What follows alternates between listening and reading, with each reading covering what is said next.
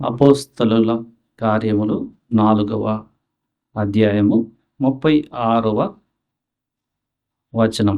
కుప్రలో పుట్టిన లేవీయుడగు యోసేపు అను ఒకడుండెను. ఇతనికి అపోస్తలులు హెచ్చరిక పుత్రుడు, కింద ఫుట్నోట్లో ఆదరణ పుత్రుడు అని అర్థమిచ్చు బర్నబా అను పేరు పెట్టి ఉండిరి. తర్వాత 1 తెస్సలోనిక 5వ అధ్యాయం 11 కూడా చదువుకుందాం.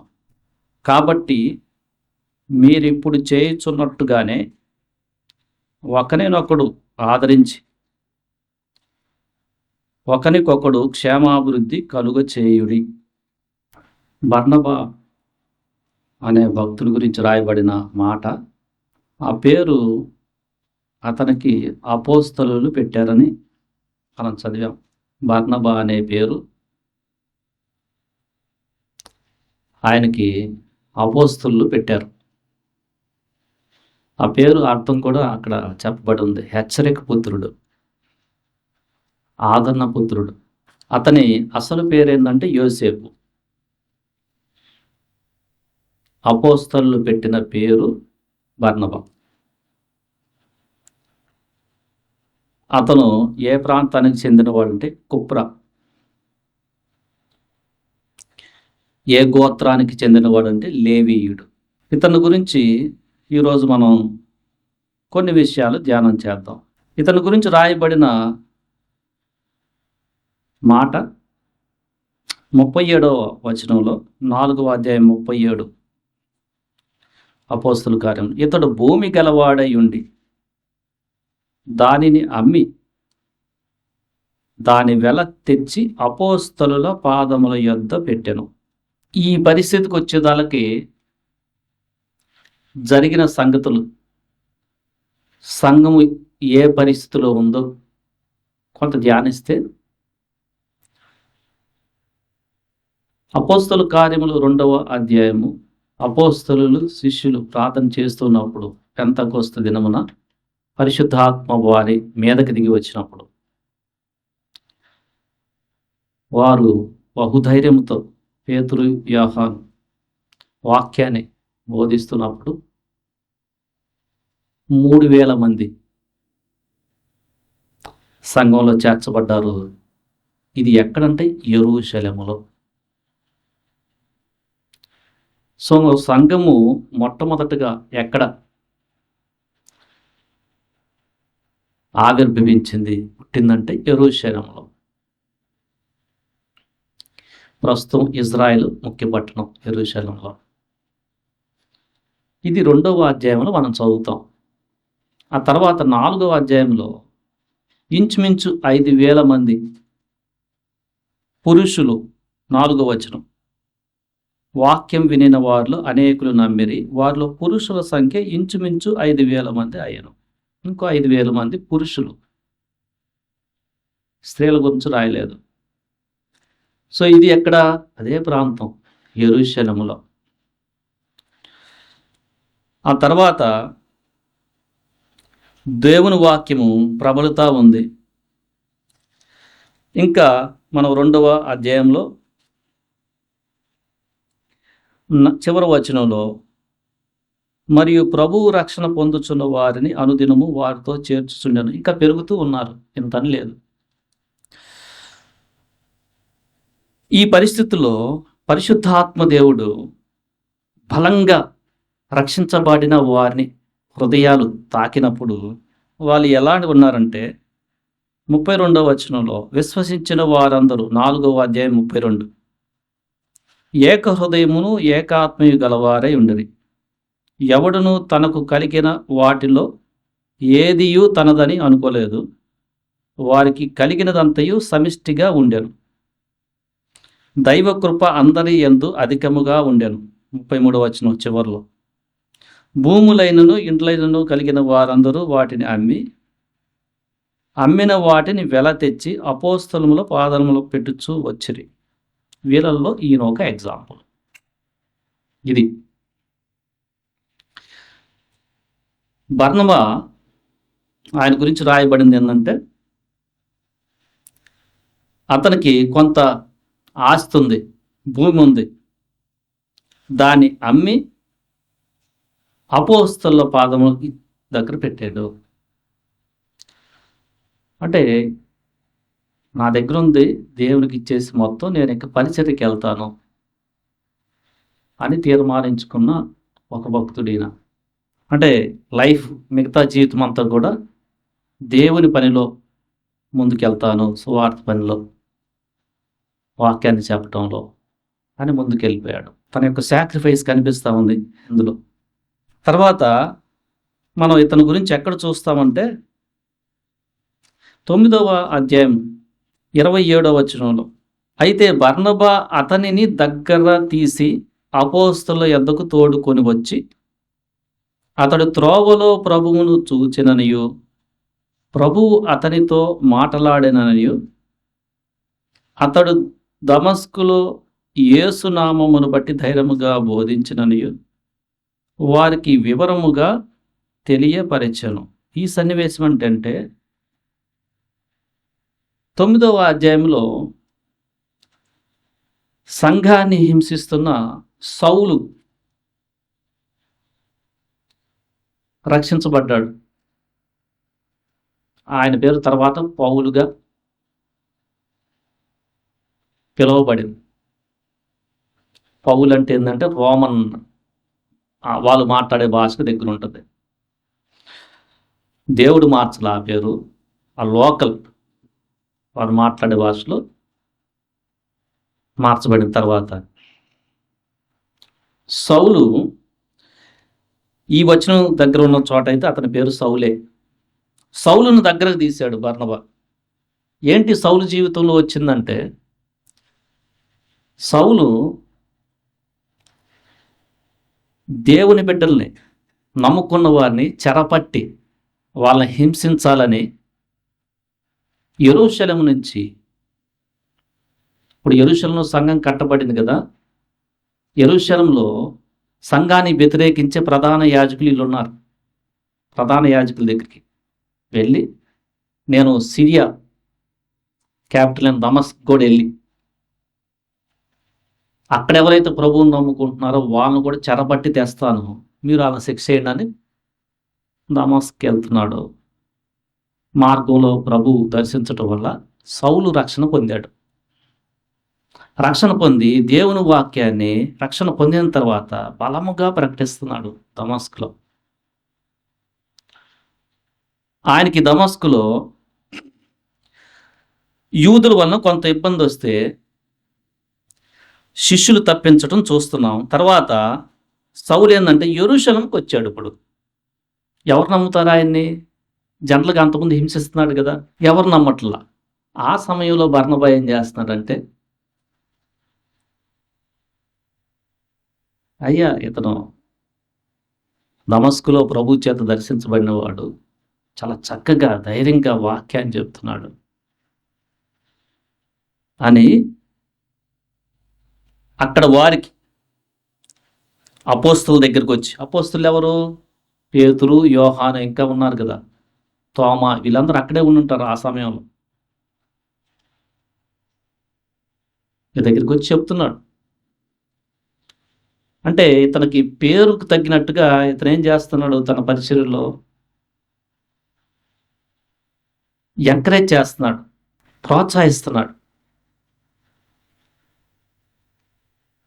ఎవరో సౌలుని అయితే అర్థం చేసుకోవట్లా. సౌలు సంఘానికి చాలా చక్కగా పనికొస్తాడు అని ఇతనికి తెలుస్తుంది.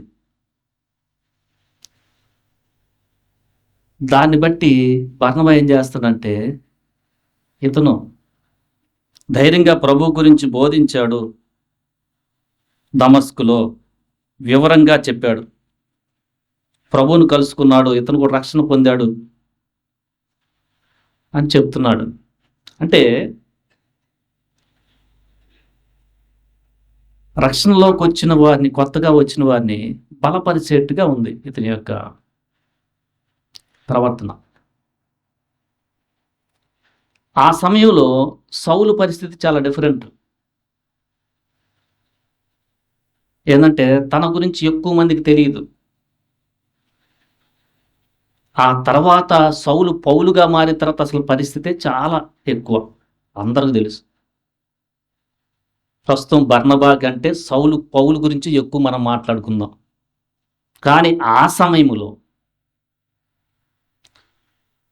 సౌలుని దగ్గరకు తెచ్చింది ఎవరంటే, దగ్గరకు తీసి అందరూ అతను భయపడతా ఉన్నారు.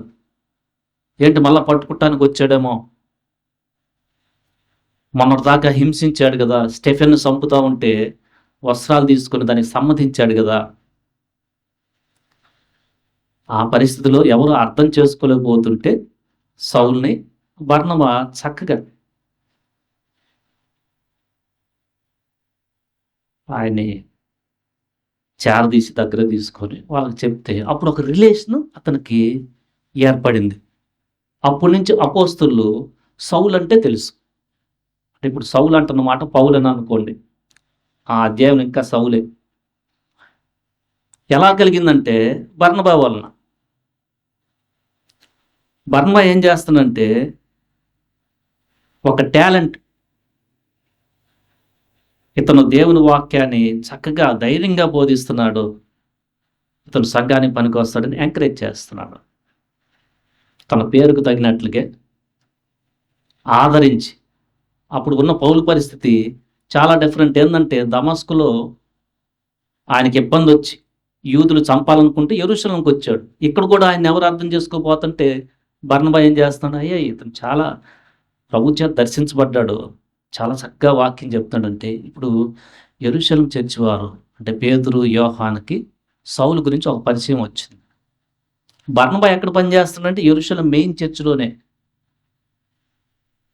కొంతమంది అంటారు యేసు ప్రభు వారు ఏర్పరచుకున్న 70 మంది శిష్యులు బర్నబా ఒకడని. లూకాసు వార్త 10వ అధ్యాయంలో చెప్పబడిన ఆ శిష్యుల్లో. ఆ తర్వాత బర్నబా గురించి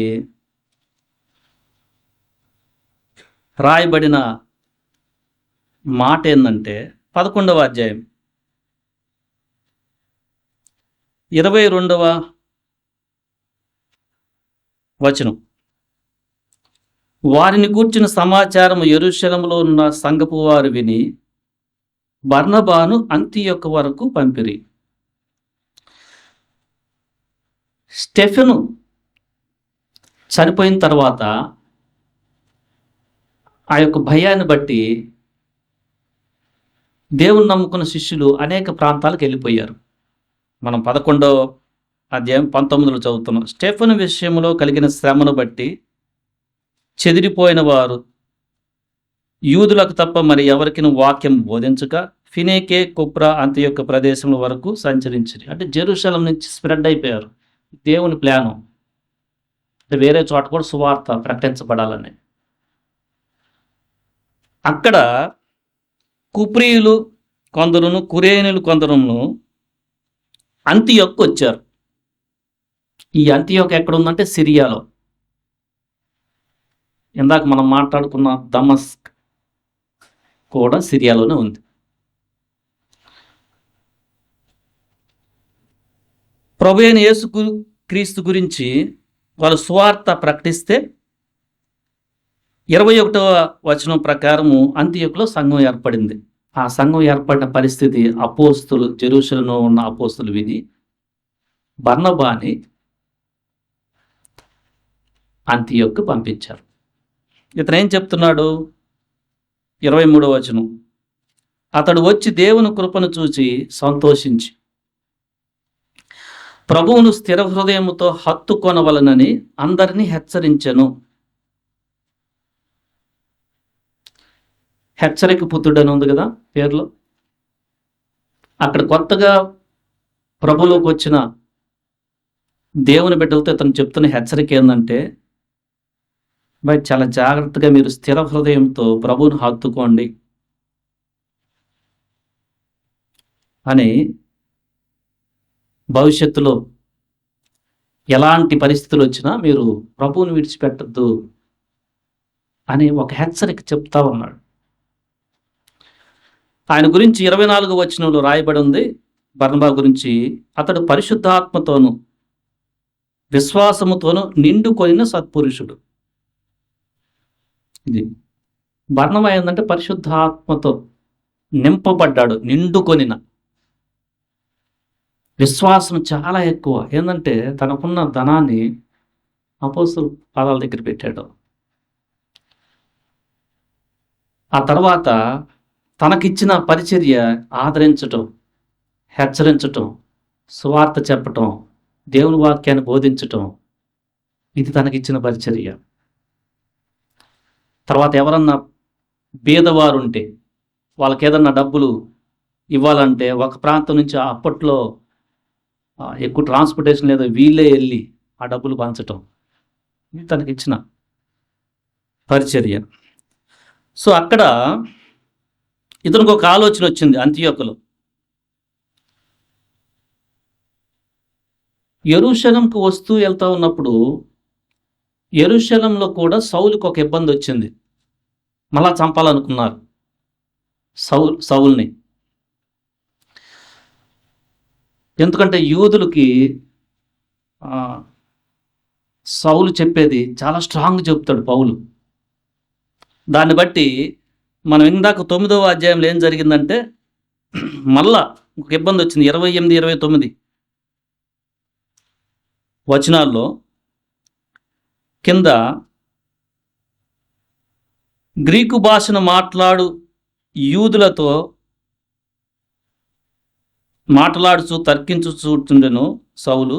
వారు అతన్ని చంప ప్రయత్నం చేసిరు కానీ సహోదరులు దీన్ని తెలుసుకొని అతన్ని కైసరులకు తోడుకొని వచ్చి తార్సుకు పంపించారు. తార్సు అనేది సౌలు యొక్క ఊరు. ఇప్పుడు సౌలు ఎక్కడున్నాడంటే తార్సులో ఉన్నాడు. అంటే అక్కడ ఉన్న ప్రజలకి వాక్యాన్ని బోధిస్తా ఉన్నాడని అనుకోవచ్చు. ఇతను అంతియోక్కి బర్నబా వచ్చిన తర్వాత అతనికి ఒక ఆలోచన వచ్చింది. సౌలుని మనం ఇక్కడ తెస్తే చక్కగా వాక్యం చెప్తాడే అని అతను ఏం చేస్తున్నాడంటే బర్నబా అంతియోక్కు నుంచి తార్సు దాకా వెతుక్కుంటా వెళ్ళాడు. 25వ వచనం 11వ అధ్యాయం 25లో అంతటా అతడు అంటే బర్నబా సౌలును వెతుకుటకు తార్సునకు వెళ్ళి అతనిని కనుగొని అంతియోకుకు తోడుకొని వచ్చెను. వారు కలిపి 1 సంవత్సరము సంఘములో ఉండి బహుజనులకు వాక్యమును బోధించిరి. మొట్టమొదట అంతియోకులో ఉన్న శిష్యుల్ని క్రైస్తవులు అన్నారు. క్రైస్తవులు అనే పదం మొట్టమొదట ఇక్కడ వచ్చింది. తను బర్నబా ఏం చేశాడు? అరే ఇక్కడ కొత్తగా ప్రభులోకి వచ్చారు, వీళ్ళకి చక్కగా వాక్యం చెప్పే వ్యక్తి సౌలు గుర్తొచ్చాడు. గుర్తు వస్తే తను ఎంత రిస్క్ తీసుకున్నాడంటే అంతియోకుకి తార్సుకి మనం ఇప్పుడు గూగుల్లో చూస్తే 230 కిలోమీటర్లు ఉంటుంది. అంత ఆ సమయంలో వెతుక్కుంటా పోయి ఎక్కడున్నాడు అని తెచ్చాడు. ఎంత రిస్క్ తీసుకున్నట్లు, అతనికి సంఘం పట్ల ఎంత ప్రేమ ఉన్నట్లు. ఆ సౌలుని నేను తెస్తే ఇద్దరం కలిసి వాక్యం చెప్పిస్తే ఇంకా సంఘం చాలా బలంగా ఉంటారనే భావం. మన జీవితంలో మనం ఎవరినైనా ఎంకరేజ్ చేస్తానికి ఇక్కడి నుంచి చీరాలు వెళ్తున్నామా? అసలు మన ఊరు జాండ్రపేట. ప్రభు గుర్తు చేస్తూ ఉంటే అరే ఇతన్ని ఆదరించాలే అని గుర్తు వస్తుంటే మనకి ఎంతవాటికి దాన్ని క్యారీ అవుట్ చేయటంలో, దాన్ని ఆచరించటంలో ఎంతవాటికి మనం ముందుకెళ్తున్నాం. ఇతను ఒక థాట్ వచ్చింది. ఏంటా థాటు? సౌలుని నేను తెస్తే ప్రస్తుతం ఆయనకి ఇబ్బంది వచ్చి తన ఊరు వెళ్ళిపోయాడు కదా తార్సు. అక్కడి నుంచి నేను అంత్యోకుకు తెస్తే చక్కగా వాక్యాన్ని బోధిస్తాడు. ఇప్పుడు ఏంటంటే వీళ్ళు కొత్తగా వచ్చారు ప్రభులోకి, సరైన వాక్యం చాలా ఇంపార్టెంట్ అని వెతుక్కుంటూ వెళ్ళి అంత్యోకు తెచ్చి వారిద్దరు కలిసి 1 సంవత్సరం బోధించారంట. అంటే ఎంత ఎంకరేజ్ చేస్తున్నాడు సౌలుని. ఎందుకంటే తార్సులో ఉంటే మరి ఆయన ఒంటరిగా ఎట్లా ఉన్నాడో తెలీదు. ఏ పరిస్థితిలో ఉన్నాడు. ఇక్కడికొస్తే ఇంకా చాలా పరిచర్యలో ముందుకెళ్తాడు అనే ఆలోచనతో ప్రోత్సహిస్తున్నాడు. ఎంకరేజ్. మనం ఇందాక చదివాం కదా, ఒకరికొకరు క్షేమాభివృద్ధి కలుగు చేయడం ఇప్పుడు చేస్తున్నట్లే అని. తెస్సలోనిక మాటలు. ఆ తర్వాత అప్పుడు ఒక కరువు వస్తుందని ఒక ప్రవక్త చెప్పాడు. యెరూషలేములో కరువు వచ్చింది. హగబు ఆ ప్రవక్త పేరు. ఇప్పుడు యెరూషలేము వాళ్ళకి కరువు రావటంలో డబ్బులు తగ్గిపోయినాయి. వీరు చెప్పే బోధన బట్టి అంతియోకులో ఉన్న ధనికులు కొంత ధనాన్ని 29వ వచనం 11:29 అప్పుడు శిష్యుల్లో ప్రతివాడును తన శక్తి కొలది యూదయలో కాపురం ఉన్న సహోదరులకు సహాయం పంపుటకు నిశ్చయించుకొని బర్నబాని పౌలుని పంపారు. ఎక్కడ పంపారు? ఇప్పుడు యెరూషలేముకి వెళ్తున్నారు. సో ఒరిజినల్గా బర్నబా యెరూషలేము సంఘానికి చెందినవాడు. అంతియోకులో దాదాపుగా సౌల్ని ఎంకరేజ్ చేసి వన్ ఇయర్ వాక్యం ఇద్దరు కలిపి బోధించిన తర్వాత అప్పుడు వచ్చిన పరిస్థితిని బట్టి ఇంకో పరిచయం కూడా చేస్తున్నాడు. ఈయన ఏంటది, మనీ ఎవరికైనా పేదవాళ్ళకి అవసరం ఉంటే అది కలెక్ట్ చేసి అక్కడ జెరూసలేంలో ఉన్న పేదరికమైన సంఘానికి హెల్ప్ చేయాలి. ఎందుకంటే అక్కడ కరువు వచ్చింది. ఇద్దరు వెళ్ళారు. ఎవరు? సౌలు, బర్నబా వెళ్ళారు. ఆ తర్వాత మరలా వచ్చేటప్పుడు 12వ అధ్యాయం చివరి వచనంలో బర్నబాయు సౌలును తమ పరిచర్య నెరవేర్చిన తరువాత మార్కు అను మారుపేలు గల యోహానును వెంటబెట్టుకుని యెరూషలేముకు తిరిగి వచ్చారు. ఆ పని చూసుకొని వచ్చేటప్పుడు మార్కును కూడా తెచ్చారు. ఎక్కడికి? అంతియోకులో ఉన్నాడు ఇప్పుడు మార్కు కూడా అప్పుడప్పుడే దేవుని వాక్యం ఎలా ఉంటుందో ఆ పరిస్థితిలో వెళ్తున్నవాడు. 13వ అధ్యాయంలో సంఘం వారు, అంతియోకు సంఘం వారు ఉపవాసం చేసి ప్రార్థన చేస్తుంటే సౌలును బర్నబాను వారి కోసం నేను ఒక ప్రత్యేకమైన నేను చేయబోతున్నా, నేను పిలిచిన పని కొరకు నాకు ప్రత్యేకపరచుడని పరిశుద్ధ ఆత్మదేవుడు మాట్లాడారు 2వ వచనంలో. అంతియోకు సంఘం వారు సౌలుని, బర్నబాని మొదటి మిషనరీ పరిచర్యకి పంపిస్తున్నారు. అంటే వాళ్ళ సంఘం విడిచి ఇంకా ఆయా ప్రాంతాల్లో సువార్త చెప్పటం వాళ్ళ పని. దేవుని వాక్యాన్ని బోధించటం, సంఘాలు కట్టబడాలి అని బర్నబా, సౌలు ముందుకెళ్తున్నారు. మార్కుని తీసుకెళ్లారు వాళ్ళకి ఏదైనా పని చేసి సహాయంగా ఉండటానికి, ఏదైనా కొంచెం వంట వండాలన్న కొంచెం హెల్ప్ఫుల్గా ఉండటానికి. వాళ్ళు అలా ముందుకెళ్తుంటే పౌలుగా మార్చబడిన వచనం 9వ వచనం 13:9లో అందుకు సౌలు అనబడిన పౌలు పరిశుద్ధ ఆత్మతో నిండిన వాడు, ఇక్కడి నుంచి పౌలు అనే పేరు వస్తుంది. ఇలా ముందుకెళ్తా ఉంటే మార్కు వారిని అని పేరు కలిగిన యోహాను వారిని విడిచి వెళ్ళటం చూస్తున్నాం. 13వ వచనం 13 తరువాత పౌలును అతనితో కూడా ఉన్నవారును వాడ ఎక్కి పాపు నుండి బయలుదేరి పంపులియలోనున్న పెర్గేకు వచ్చిరి. అచ్చట యోహాను వారిని విడిచిపెట్టి యెరూషలేముకు తిరిగి వెళ్ళాను. ఇదొక సన్నివేశం. ఆ తర్వాత వారు మిషనరీ జర్నీలో ముందుకెళ్ళటం, ఇద్దరు ముందుకెళ్ళటం, పౌలు, బర్నబా. పౌలు చాలా ధైర్యంగా వాక్యాన్ని చెప్పటం,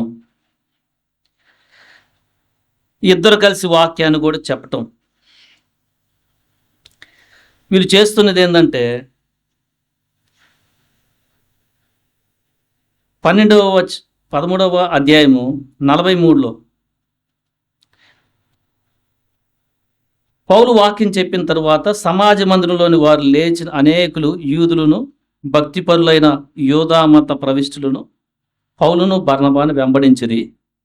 వీరు వారితో మాట్లాడుచు దేవుని కృపయందు నిలకడగా ఉండవలనని వారిని హెచ్చరించిరి. ఇక్కడ కూడా అదే అతని మాటకి హెచ్చరణ, దేవుని కృపలో నిలకడగా ఉండండి అని సంఘంలో కొత్తగా చేర్చవలసిన ఆ బిడ్డలకి వీళ్ళు హెచ్చరిక చేస్తున్నారు. ఆ తర్వాత ఈయన దేవుని కోసం చాలా ఇబ్బందులు కూడా పౌలుతో పాటు ఇతనికి కూడా చాలా ఇబ్బందులు వచ్చినాయి. మనం చూసినట్లయితే 13వ అధ్యాయం 49, 50 చదవండి, కలిపి ఉన్నాయి.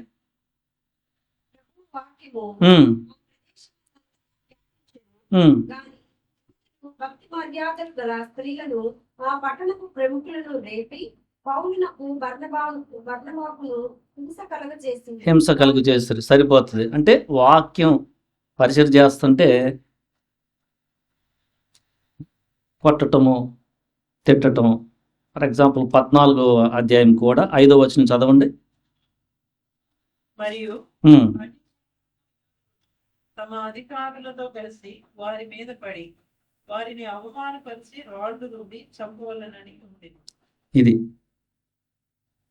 అవమానము, రాళ్ళు రువ్వి చంపే పరిస్థితులు. అంటే వీటన్నిటి మధ్య ప్రభువు కూడా కార్యాలు చేస్తూ ఉన్నారు. 14వ అధ్యాయం 3వ వచనం చదవండి.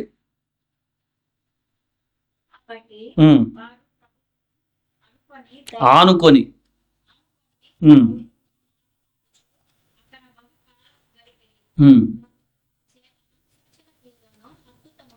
చేయించి తన కృపా వాక్యమును నాకు సాక్ష్యం ఇచ్చుచుండెను. అది ప్రభు చేసే కార్యాలు, అద్భుత కార్యాలు, సూచక్రియలు చేస్తూ ఉన్నారు.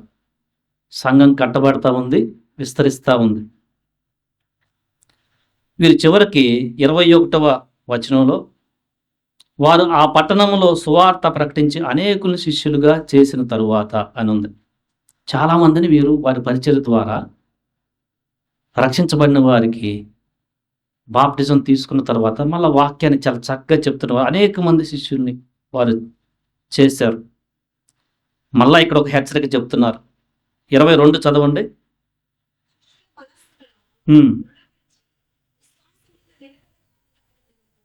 అనేక శ్రమలను అనుభవించి మనము దేవుని రాజ్యంలో ప్రవేశింపబడినని వారిని హెచ్చరించు. ఎంత హెచ్చరిక! ఇక్కడ ఒక తన అర్థానికి, తన పేరుకి అర్థం ఇచ్చే హెచ్చరిక ఇక్కడ కూడా కనిపిస్తుంది. ఏమని హెచ్చరించారు? విశ్వాసంలో నిలకడగా ఉండండి. మనం అనేక శ్రమలను అనుభవించి దేవుని రాజ్యంలో ప్రవేశించాలని హెచ్చరించారు. అప్పుడు వాళ్ళు దేవుని పరిశుద్ధ ఆత్మతో దేవుని కృపలో ఉండి ఎంత చక్కగా ప్రభు మార్గాన్ని చెప్తున్నారు. మీరు కొత్తగా వచ్చారు ప్రభులోకి, దేవుని హత్తుకోండి అంటున్నాడు. ఒకసారి చూసాం ఇందాక అంత్యకులు, హత్తుకోండి, విడిచిపెట్టద్దు, దేవుని కృపలో నిలకడగా ఉండండి అని చెప్తున్నాడు. ఇక్కడ వాళ్ళు ఏం చెప్తున్నారు? అనేక శ్రమలు అనుభవించి మనం దేవుని రాజ్యంలో ప్రవేశించాలి, నిలకడగా ఉండండి.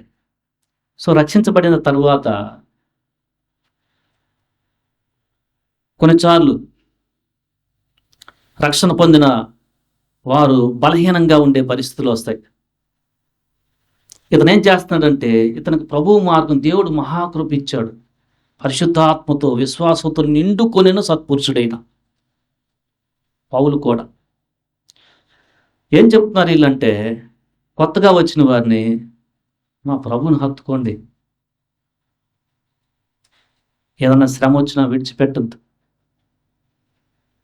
కానీ ప్రభువు తోడై ఉంటాడు అని ఆదరిస్తూ ఒక పక్కన హెచ్చరిస్తూ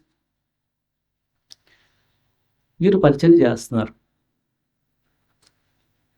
ఈ హెచ్చరించే వీళ్ళకి వీళ్ళేమైనా ఇబ్బందులు లేనివారా అంటే ఇందా చదివాం.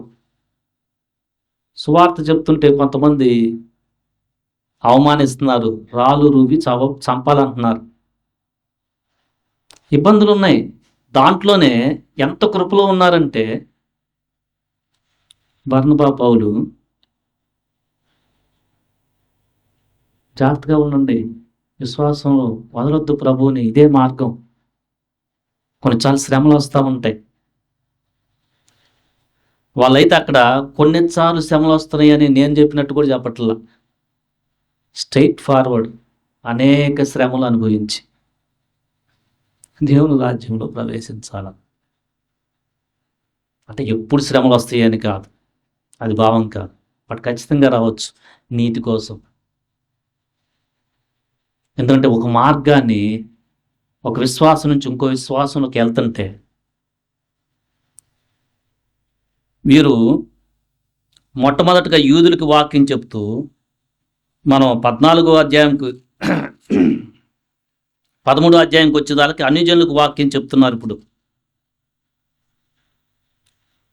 స్టార్టింగ్ యూదులకు చెప్తూ 13వ అధ్యాయము 46వ వచనంలో చూస్తే అప్పుడు పౌలును బర్నబాయు ధైర్యంగా ఎట్లనిది, దేవుని వాక్యము మొదట మీకు చెప్పుట ఆవశ్యకమే, అయినను మీరు దానిని త్రోసివేసి మిమ్మును మీరే నిత్య జీవన ఒక అపాత్రులుగా ఎంచుకొంటున్నారు. ఇదిగో మేము అనిజనుల యొద్దకు వెళుచున్నాము. ఇది అనిజనులు విగ్రహారాధకుల దగ్గర పరిచయం చేస్తున్నారు. ఇప్పుడు వాళ్ళు ఆ విశ్వాసం నుంచి ఈ విశ్వాసానికి ప్రభువుని నమ్ముకున్నప్పుడు వారికి ఏం చెప్తున్నారంటే, వీళ్ళు కింద చదివిన మాట మనం 14లో, విశ్వాసంలో నిలకడగా ఉండండి. 22వ వచనం, వారి మనస్సును దృఢపరుస్తున్నారు. అంటే బలహీనలు కొన్నిసార్లు సంఘంలో చాలామంది ఉంటారు. వీరు చేస్తున్న పని ఏంటంటే వాళ్ళకి ధైర్యాన్ని ఇస్తూ, ఏం భయపడద్దు, ప్రభు మిమ్మల్ని విడవడు, ఎడబాయడు. నా జీవితంలో కూడా నేను ఇన్ని సంవత్సరాలు అయింది వచ్చి, ఏమవదు, మీరు ధైర్యంగా ఉండండి. ఈయన చిన్న చిన్న శ్రమలు వచ్చినాయి అనుకో, ప్రభువును విడవకుండా మీరు హత్తుకోండి. కొంచెం శ్రమలు వస్తాయి, మనం అనేకమైన శ్రమల్ని అనుభవించి దేవుని రాజ్యంలో ప్రవేశించాలని హెచ్చరిస్తున్నారు. తర్వాత సంఘంలో పెద్దలను ఏర్పరిచి 23వ వచనం ఈ పరిచయం కూడా చేస్తున్నారు. ఉపవాసం ఉండి ప్రార్థన చేసి వారు నమ్మిన ప్రభువుకు వారిని అప్పగించి వేరే సంఘాలకు మూవ్ అయిపోతున్నారు. అట్లా వీళ్ళు ఒక పరిస్థితుల్లో వీరిని దేవతలు అనుకున్నారు. వాక్యం చెప్తా ఉంటే 14వ అధ్యాయం 14లో, అపోస్తులైన బర్నబాయి పౌలును ఈ సంగతి విని తమ వస్త్రాలు చించుకొని సమూహంలోనికి చొరబడి, అయలారా మీరెందుకు ఇలాగ చేయించున్నారు? మేము కూడా మీ స్వభావం వంటి స్వభావం గల నరులమే అని కొన్నిసార్లు వీళ్ళను పోతూ ఉంటే, ఎందుకంటే అద్భుతాలు జరుగుతుంటే వీళ్ళు సరి చేస్తున్నారు, మేము ఇలాంటి నరులమే, మీరు దేవుణ్ణి, జీవం గల దేవుని వైపు తిరగండి, ఈ వ్యర్థమైన వాటిని విడిచిపెట్టండి అని సువార్త ప్రకటిస్తున్నారు, ముందుకెళ్తున్నారు. బర్నబా ఏం చేశాడు అంటే తన దగ్గరకు ఉందో మొత్తం దేవునికి ఇచ్చేశాడు. మన జీవితంలో ఈ యాటిట్యూడ్ ఎంతవరకు ఉంది? మనకి మొత్తం ఇచ్చేంత కాదు, అసలు సంఘ ప్రయోజనం కోసం కొంత ఖర్చు చేసే మనసు ఎంతవరకు ఉంది? ఆ తర్వాత ఇంకా సంపూర్ణంగా అతను దేవునికి అప్పచెప్పుకున్నాడు. దేవుని పరిచర్య ఇంకా డిఫరెంట్ పరిచర్య చేస్తున్నాడు ఆయన. ఏంటది? వాక్యం చెప్తున్నాడు, సువార్త వాక్యం. మళ్ళా అంత్యోకులో చూసాం, వాళ్ళు కలిసి 1 year దేవుని యొక్క మార్గాన్ని చాలా స్పష్టంగా చెప్తున్నారు. ఆ తర్వాత బలహీనని వాళ్ళు ఏం చేస్తున్నారు? బలపరుస్తున్నారు. ప్రభు మిమ్మల్ని ఎప్పుడు తోడై ఉంటాడు, మీరు వదలొద్దు, మేమున్నాం అని బలపరుస్తున్నారు. మనకి సంఘంలో రక్షించబడిన తర్వాత ఎంతవాటికి ఈ ఆలోచన ఉంది? ఎంతవాటికి? రక్షణ పొందిన వారు ఏదన్నా ఇబ్బందులు ఉన్నారని అనిపిస్తే ఇంటికెళ్ళి ఎంత వాటికి మనం అన్నిసార్లు వెళ్ళుంటాం, ఎన్నిసార్లు వెళ్ళుంటాం. మనమే చూసుకోవటం. బర్నబాను చూస్తే అలా కాకుండా మనం ఏం చేయాలంటే, వాళ్ళు బర్నబాకు కూడా చాలా కష్టం ఉంది, కానీ ఆయన దేవుని కృపతో నింపబడ్డాడు. అంటే దేవుని తనకి ఆత్మ బలాన్ని ఇవ్వటం వలన తన గురించి కాకుండా, అరే ఏ పరిస్థితిలో ఉన్నారు, అరే ఇతన్ని తప్పుగా అర్థం చేసుకుంటున్నారే, సౌల్ని ఎవరా దగ్గర చేర్చుకోవట్లేదే, ఇప్పుడు ఇతని గురించి కరెక్ట్గా పరిచయం చేస్తే చక్కగా భవిష్యత్తులో దేవుని వాక్యం సంఘానికి ఎంతో ఉపయోగపడతాడే, దేవుని వాక్యం చాలా చక్కగా చెప్తాడు అని ఒక ఎంకరేజ్మెంట్ ఇచ్చి పరిచయం చేస్తున్నాడు. ఆ తర్వాత పౌలు చాలా పరిచయం చేశారు. ఇంకొకటి, ఈ మొదటి మిషనరీ పరిచయం చేసిన తరువాత మార్కు మధ్యలో వెళ్ళిపోతే పౌలుకి బర్నబాకి ఒక వివాదం వచ్చింది. రెండవ మిషనరీ పరిచయకి వెళ్తూ ఉంటే బర్నబా మార్కుని మళ్ళా తీసుకొని వెళ్తామంటాడు. 15వ అధ్యాయం 37.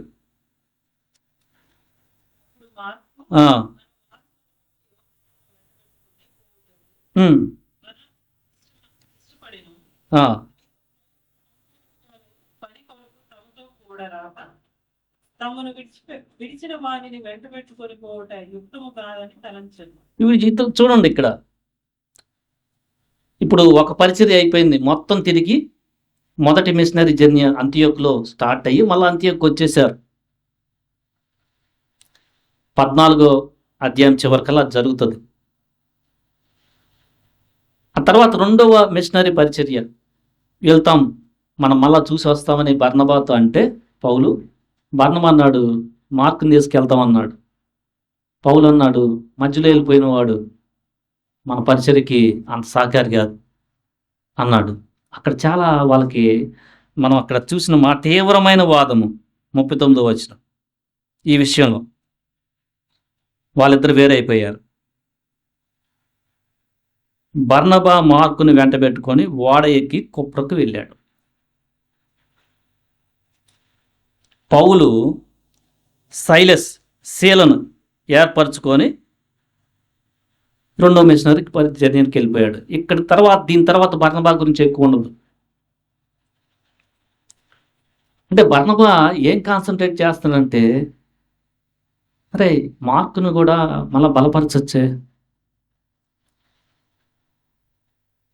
ఇతనికి ఇవ్వబడిన పరిచర్య బలహీనుని బలపరచటం.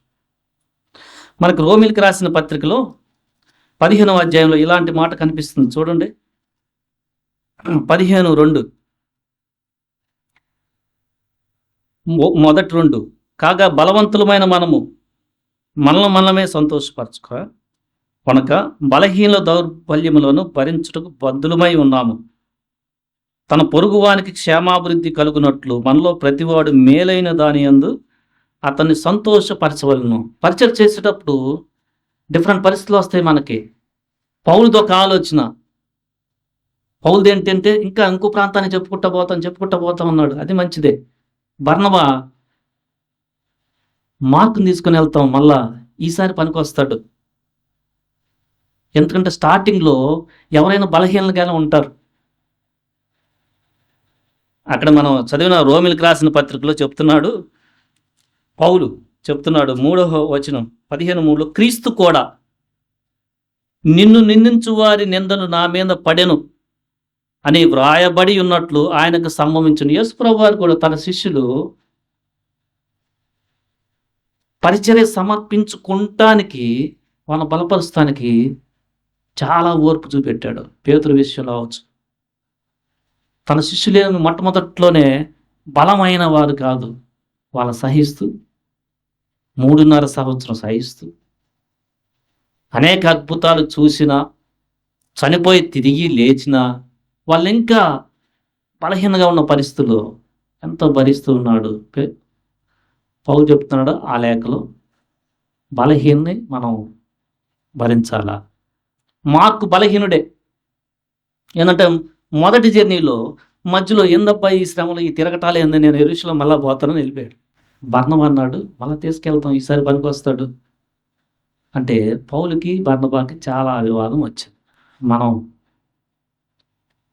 పరిచయకి వెళ్ళేటప్పుడు స్వార్థ పరిచయం ఒకటి చెప్పుకుంటూ వెళ్ళిపోవడం ఒకటి. సంఘంలో చాలామంది బలహీనంగా ఉంటారు. వచ్చిన వారికి వెంటనే కొంచెం వాక్యమే అర్థం కాదు. ఆ వాక్యం అర్థమయ్యి స్థిరపడటానికి కొన్ని సంవత్సరాలు పడుతుంది. కొంతమంది చాలా ఫాస్ట్గా తెలుసుకుంటారు, కొంతమంది లేట్ అవుతూ ఉంటారు. సో బర్నబా గురించి మనం నేర్చుకోవాల్సింది ఏముందంటే, ఎవరున్నారు బలహీనులు? మార్కుని తీసుకొని అక్కడ పెద్ద వివాదం వచ్చింది. ఆ వివాదం ఎటువైపు మొగ్గాడంటే బర్నబా మార్కుని తీసుకుని తన సొంత ఊరు వెళ్ళిపోయాడు కుప్పలకి. అక్కడ పరిచయం చేశాడు. తర్వాత ఏం జరిగిందో తెలియదు. బట్ తర్వాత మనం చూస్తే ఆ మార్కు సువార్త రాశాడు. క్లారిటీగా తెలుస్తుంది. మార్కు సువార్త పరిచర్యలో ఏంటబ్బా పని ఏం చేస్తామని బలహీనుడైన మార్కు చివరికి ఎంత బలవంతుడయ్యాడంటే మార్కు సువార్త రాసినట్టు చూస్తున్నాం పేతురుతో ఉండి. తర్వాత పౌలు కూడా 2వ తిమోతి పత్రికలో మార్కుని వెంట పెట్టుకుని రా, 11వ వచనం 4వ అధ్యాయం 2వ తిమోతి 4:11 మార్కుని వెంట పెట్టుకుని రమ్ము, అతడు పరిచారము నిమిత్తము నాకు ప్రయోజనకరమైన వాడు. ఇప్పుడు ఈయన మనసు కూడా మారింది. పౌలు తెలుసుకున్నాడు.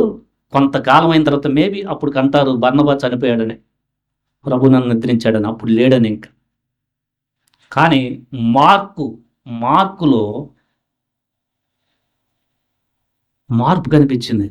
పరిచర్య అంటే చాలా ఇంట్రెస్ట్. పౌలే చెప్తున్నాడు ఇప్పుడు మార్కుని వెంట పెట్టుకోనరా.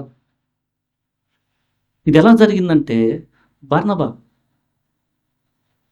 చాలా బలహీనుడు. మార్క్ తన కోసం సపరేట్గా తనని బలపరచడని తన వాటికి బర్నబా మార్కుని తీసుకెళ్ళి తన ఊరు వెళ్ళాడు. పరిచయం నేర్పుతున్నాడు. అయ్యా ఎట్లా వస్తాయి జాగ్రత్తగా